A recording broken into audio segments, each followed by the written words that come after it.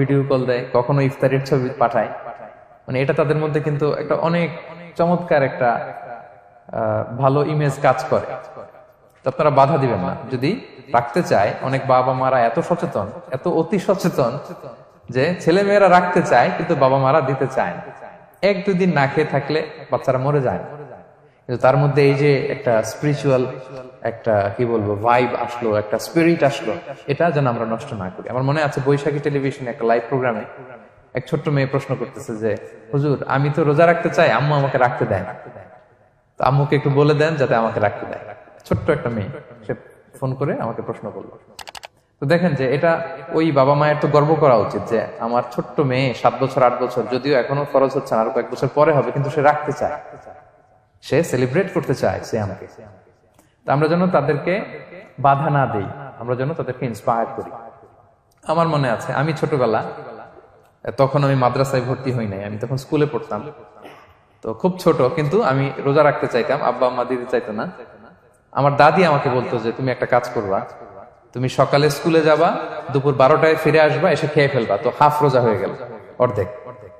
এরপরের দিন আবার সকালে না খেয়ে যাবা, দুপুর 12টায় এসে খেয়ে ফেলবা, অ্যানাদার হাফ, তো 2 হাফ মিলে একটা হয়ে গেছে।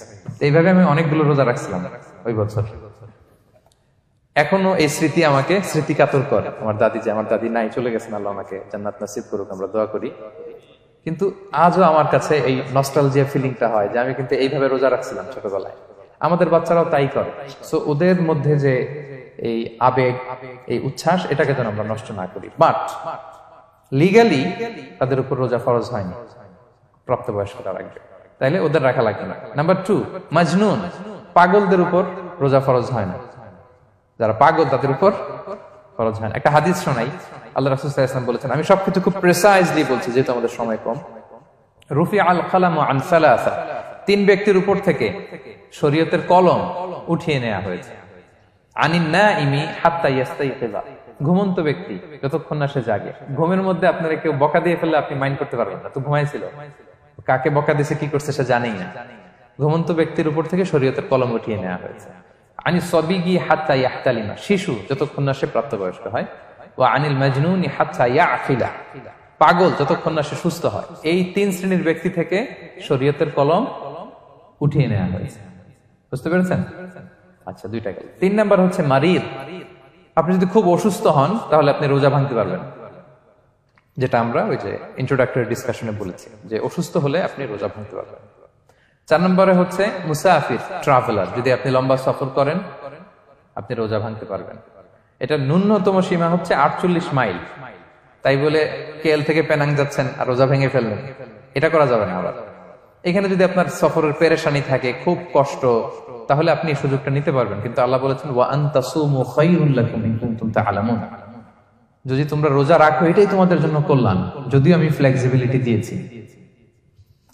তো রাসূল সাল্লাল্লাহু আলাইহি ওয়াসাল্লামের সময় দেখা যেত যে মক্কা থেকে মদিনা, মদিনা থেকে তায়েফ যেতে প্রচন্ড গরমের মধ্যে ওনারা উট দিয়ে মরুভূমির উপর দিয়ে যেত।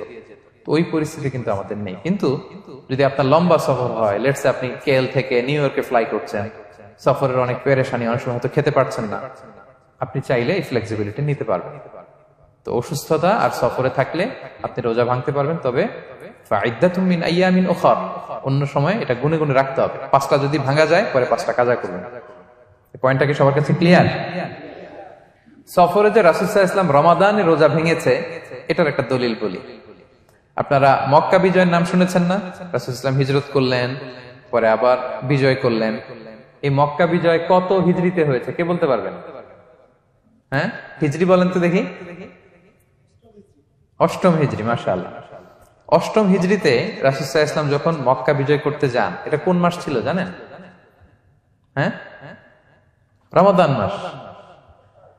রমাদানের 20 তারিখে মক্কা বিজয় হয়েছে, 20 রমাদান।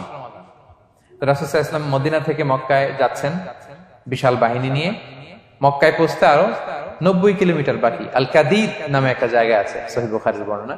ওই কাদিদ নামক জায়গায় রমাদানে রাসূল সাল্লাল্লাহু আলাইহি ওয়াসাল্লাম রোজা ভেঙেছিলেন, ওটের উপর বসে ঢকঢক করে পানি খেয়েছিলেন, যাতে সবাই দেখে। কারণ সবাই ভাববে রমাদানের রোজা রাখবো কি রাখবো না, সবাই আলাদা করে বলতে অনেক সময় লাগবে। রাসূল সাল্লাল্লাহু আলাইহি ওয়াসাল্লাম একটা উঁচু জায়গায় সবাইকে দেখে ওটের উপর পানি খেয়ে ফেললেন। ফলে রাসূলের দেখা দেখি সব সাহাবারা পানি খেয়ে রোজা ভেঙে ফেললো। এটা কোন মাস ছিল? সবাই বলতে হবে কোন মাস? রমাদান। রাসূল সাল্লাল্লাহু আলাইহি ওয়াসাল্লাম সফরে ছিলেন, ফলে তিনি রোজা ভেঙেছেন। দলিল পাইছেন? হ্যাঁ, আচ্ছা সংক্ষেপ করে দিচ্ছি, লম্বা কথা সংক্ষেপ করে দিচ্ছি। আর কোরআনের আয়াত তো শোনালামই আমি, ফামান কানা মিনকুম মারিদান আও আলা সাফার ফাইদ্দাতুম মিন আইয়ামিন উখর। কেউ যদি অসুস্থ হয় কিংবা ট্রাভেল করে চাইলে রোজা ভাঙতে পারবে, তবে গুনে গুনে পরে আদায় করে নিতে হবে। এই যে গুনে গুনে পরে আদায় করে নিতে হয়, এটারে বলে আরবিতে কদা, বাংলায় আমরা যেটাকে কাজা বলে অভ্যস্ত। বাংলা আমরা কি বলি? একটু কথা বলেন আমার সাথে, বাংলায় কি বলি? কাজা বলি। তো আপনি অসুস্থতার কারণে যদি রোজা ভেঙে ফেলেন, পরে এগুলো কাজা করবেন। সফরের কারণে যদি রোজা ভেঙে ফেলেন, পরে আপনি কাজা করবেন। 5 নম্বরে যাদেরকে এক্সাম্পশন দেওয়া হয়েছে, ওটা আমি আয়াতে বলেছি, আরবিতে এদেরকে বলে আল হারাম, মানে very old man or women, খুবই বয়োবৃদ্ধ, অতিবৃদ্ধ মানুষ, 100 বছর 105 বছর, এরকম আমাদের কিছু মুরব্বীরা আছে না, ওনাদেরকে খাবার দিলে খেতে পারে না, কাউকে চিনে না, ওনাদের জীবনের স্বাদ আহ্লাদ সব শেষ, বিদায়ের সময়, ওই সময় উনি আর কি রোজা রাখবেন? এই জন্য আল্লাহ তাআলা ওনাদেরকে ছাড় দিয়েছে। অনুরূপ ভাবে যদি এমন কোন অসুস্থ হয়, মানে মারিদুন লা ইউরজা শিফাউ, সে যে আবার সুস্থ হবে এই আশা আর নাই, এরকম ডাক্তার অনেক বলে দিছে যে ক্যান্সারের 3rd স্টেজে চলে আসছে, সে সার্ভাইভ করবে যতদিন কেমোথেরাপি দেওয়া হবে, তো শেষের দিকে সে অনেক অসুস্থ, অনেক ড্রাগস নিতে হয়, ওষুধ খাইতে হয়, তার আর সুস্থ হওয়ার সম্ভাবনা নাই। এই 2 শ্রেণীর লোকদের জন্য ছাড় দেয়া হয়েছে, তাদের কাজা করা লাগবে না, কারণ কাজা তো করতেই পারবে না। কি বলেন? তারা ফিদিয়া দিবে। কি দিবে বলেন? কি দিবে? ফিদিয়া। ফিদিয়া হচ্ছে প্রত্যেকটা রোজার জন্য একজন মিসকিনকে 2 বেলা করে খাওয়ান। আই রিপিট, একটা রোজার জন্য একজন মিসকিনকে 2 মিলস, বাস হয়ে গেল। 30টা যদি উনি রাখতে পারে নাই, আপনি একজন মিসকিনকে 30 বেলা 2 মিল খাওয়াতে পারেন, অথবা 30 জনকে 2 বেলা খাওয়াতে পারেন, অথবা 60 জনকে 1 বেলা খাওয়াই দিতে পারেন, অথবা এই পরিমাণ টাকা দিয়ে দিতে পারেন। হিসাবটা সহজ হয়েছে না? লেটস সে মালয়েশিয়াতে একটা রেগুলার মিল নিতে কত লাগে? ধরেন যে মালাই দোকান বা মামাদের যে দোকানগুলো, একটা নাসি নিলাম, একটা আইয়াম নিলাম, একটা 100+ নিলাম, এই তো একটা প্যাক হয়ে গেছে। কত পড়বে? 10 রিঙ্গিট, রাইট? তাহলে 10 রিঙ্গিট হচ্ছে একটা মিল, আর 2টা মিল করলে 20 রিঙ্গিট। তাহলে প্রত্যেকটা রোজার জন্য 20 রিঙ্গিট করে আপনাকে ফিদিয়া গুনতে হবে। 30টা রোজার জন্য কত? 600 রিঙ্গিট। তাহলে ফিদিয়া ব্যাপারটা ক্লিয়ার হয়েছে সবার কাছে? আমাদের এরকম মুরব্বী যদি থাকে যারা রোজা রাখতে পারছেন না, তাদের জন্য আমরা এইভাবে ফিদিয়া আদায় করি। গেল। ইমাম মালিক আলাইহি রাহমা, মালিকি মাযহাবের ইমাম, উনি ওনার শেষ জীবনে খুব অসুস্থ ছিলেন। উনি ওনার শেষ জীবনের রমাদানে রোজা রাখতে পারেন নাই, এত বয়স হয়ে গেছিল, রোজা রাখতে পারেননি। তো উনি 30 জন মিসকিনকে এনে গোশত আর রুটি খাওয়াই দিয়েছিলেন একসাথে, ফিদিয়া আদায় হয়ে গেছে। তো এরা ছাড় পাবে। 6 নাম্বার হচ্ছে আসহাবুল আমাল আশ-শাক্কা, যারা খুব কঠিন কাজ করে। এই প্রসঙ্গটা নিয়ে অনেকে ভুল বুঝে। এটা হচ্ছে এমন এমন কাজ যারা করে, যারা কাজ করতে করতে অসুস্থ হয়ে যাওয়ার সম্ভাবনা আছে, মৃত্যুর মুখোমুখি, বেহুশ হয়ে যাওয়ার সম্ভাবনা, হ্যাঁ, তাদের জন্য ছাড় দেওয়া। ব্যাপারটা এমন না যে কেউ মরুভূমিতে কাজ করে সে রোজা ভাঙতে পারবে, কেউ রিক্সা চালায় কেউ রোজা ভাঙতে পারবে, কেউ স্টোন ক্র্যাশে কাজ করে সে রোজা ভাঙতে পারবে, এরকম। ধরেন যে মরুভূমিতে যারা কাজ করে, বা বাংলাদেশে সামারে যারা রিক্সা চালায়, অথবা আয়রন ফ্যাক্টরিতে যারা কাজ করে, অনেক সময় এমন হয় তারা ডিহাইড্রেশনে ভুগতে ভুগতে বেহুশ হয়ে যায় কাজের মধ্যে, এরকম হয় না? হয়। তাদের জন্য ছাড়, কিন্তু তাদের জন্য রেকমেন্ডেশন হচ্ছে এটা ফরজ ইবাদত, এটা তাদেরকে রাখতেই হবে। হয়তো নাইট শিফটে কাজ করার ট্রাই করবে, অথবা সারা বছর একটু একটু জমিয়ে রোজা রাখার চেষ্টা করবে, কিন্তু রোজা তারা রাখবে, তারা সাহুর খাবে, তারা রোজা রাখা শুরু করবে। কিন্তু মরুভূমিতে কাজ করতে করতে যদি এমন হয় যে সে বেহুশ হয়ে যাচ্ছে, মরার উপক্রম, এই পরিস্থিতিতেও সে রোজা ভাঙতে পারবে না, ইসলাম এতটা কঠিন নয়। পরিস্থিতি যদি এমন হয় তখন সে রোজা ভাঙতে পারবে, পরে সে রোজাগুলো কাজা করে নেবে। আচ্ছা, তো এই জন্য এই সমস্ত লোকদের ব্যাপারে আমাদের একটু সহনশীল হওয়া উচিত। আমাদের যে ওয়ার্কাররা গরমের মধ্যে কনস্ট্রাকশনে কাজ করে, আয়রন ফ্যাক্টরিতে কাজ করে, খুব কঠিন কাজ করে, তাদের কাজের টাইমটা কমায় দেয়া, তাদেরকে সাপোর্ট দেয়া, যাতে তারা রোজা রাখতে পারে। 7 নাম্বার হচ্ছে আল হামিল, গর্ভবতী নারী। 8 নাম্বার হচ্ছে আল মুরদি', ব্রেস্ট ফিডিং মাদার, বাচ্চাকে দুধ খাওয়াচ্ছে যে মায়েরা, ওনারা রোজা ভাঙতে পারবে। যদি ডক্টর বলে যে আপনি যদি রোজা রাখেন পেটের বাচ্চার সমস্যা, রোজা ভাঙতে পারবে, পরে কাজা করবে। অথবা ডক্টর যদি বলে যে আপনি যদি না খান তো বুকে দুধ আসবে কোত্থেকে, বাচ্চাকে খাওয়াবেন কিভাবে, ডিহাইড্রেশন হবে, রোজা ভাঙতে পারবে। এটার দলিলটা শোনেন, সুনানে আবু দাউদের হাদিস, আল্লাহ রাসূল সাল্লাল্লাহু আলাইহি ওয়াসাল্লাম বলেছেন, ইন্নাল্লাহা আযজা ওয়া জাল্লা ওয়াদাআ আনিল মুসাফিরি শাতরাস সালাহ, আল্লাহ তাআলা মুসাফিরের জন্য নামাজকে অর্ধেক করে দিয়েছেন, কসর, ওয়া সিয়ামা আনিল হামিলি ওয়াল মুরদি, আর গর্ভবতী নারী আর দুধ খাওয়াচ্ছে এমন মায়ের জন্য আল্লাহ সিয়ামকে এক্সাম্পশন দিয়ে দিয়েছেন, ছাড় দিয়েছেন, তারা চাইলে রোজা ভাঙতে পারবে। ক্লিয়ার? 9 নাম্বার হচ্ছে মেনস্ট্রুয়েশনাল পিরিয়ড যাদের হয়, যে বোনদের পিরিয়ড হচ্ছে মাসিক, রোজা রাখবে না, যতটা ভাঙ্গা গেল পরে আদায় করে নিবে।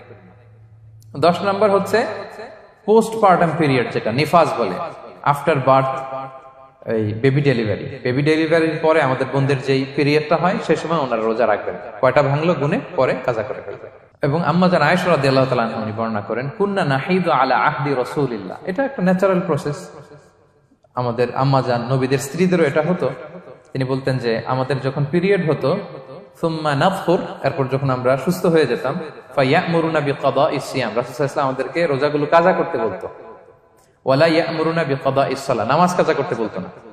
আমাদের বোনরা পিরিয়ডের কারণে যে নামাজগুলো চলে যায় এগুলো কিন্তু পড়তে হয় না পরে, কিন্তু রোজা যদি ভাঙা হয় সেগুলো কি করতে হয়, রাখতে হয়। একটা মজার হাদিস শোনেন, আম্মা জান আয়েশা রাদিয়াল্লাহু তাআলা আনহা বলেন যে আমার যে রমজানের ভাঙতি রোজাগুলো ছিল আমি সারা বছর রাখতাম না, আমি হাদিস পড়তে গেলে অনেক সময় লেগে যাবে, সারা বছর আমি রাখতাম না, এটা আমি শাবান মাসে রাখতাম। কোন মাসে? শাবান মাসে। কেন? কারণ রাসূল সাল্লাল্লাহু আলাইহি ওয়াসাল্লাম নিজেও রমাদানের পরে সবচাইতে বেশি নফল রোজা যেই মাসে রাখতেন সেটা হচ্ছে শাবান মাস। এই যে এই মাসের আগে যে মাসটা আমরা কাটায় আসলাম শাবান, এই শাবান মাসের প্রায় পুরো মাসে রাসূল সাল্লাল্লাহু আলাইহি ওয়াসাল্লাম রোজা রাখতেন। তো আম্মা জান আয়েশার যে ভাঙতি রোজাগুলো উনি সারা বছর না রেখে ওই সময় রাখতেন, হাজবেন্ড ওয়াইফ দুইজনেই রোজাদার। ব্যাপারটা সুন্দর না অনেক? দুইজনেই, যেহেতু আমার হাজবেন্ডও রাখতেছে তো আমিও এই টাইমে রাখি, এইভাবে উনি বুদ্ধি করে ওনার রোজাগুলো রেখে দিতেন, উনি শাবান মাসে রাখতেন। কারণ তিনি রাসূল সাল্লাল্লাহু আলাইহি ওয়াসাল্লামের ব্যাপারটা খেয়াল করতেন। এমন হতে পারে যে অন্য মাসে যদি উনি রোজা রাখেন, দিনের বেলায় রাসূল সাল্লাল্লাহু আলাইহি ওয়াসাল্লাম হয়তো আম্মা জান আয়েশা রাদিয়াল্লাহু তাআলা আনহা সঙ্গ পেতে চাইতে পারে দিনের বেলায়, সো এটা রাসূল সাল্লাল্লাহু আলাইহি ওয়াসাল্লামের জন্য কষ্টকর হবে, আর উনি তো রোজা রেখেছেন, সো উনিও প্ল্যান করে এমন সময় রাখতেন যে সময় রাসূল সাল্লাল্লাহু আলাইহি ওয়াসাল্লাম নফল রোজা রাখতেন, শাবানে রাখতেন। তো আমাদের বোনরা এই কাজটা করতে পারেন, শাবানে আপনারা এগুলো রাখতে পারেন। এই পয়েন্টটা শেষ। এই লোকেরা রোজা ফরজ হওয়ার পরেও ছাড় পাবে, আর যে সমস্ত ক্ষেত্রে ভাঙতে পারবে তারা পরে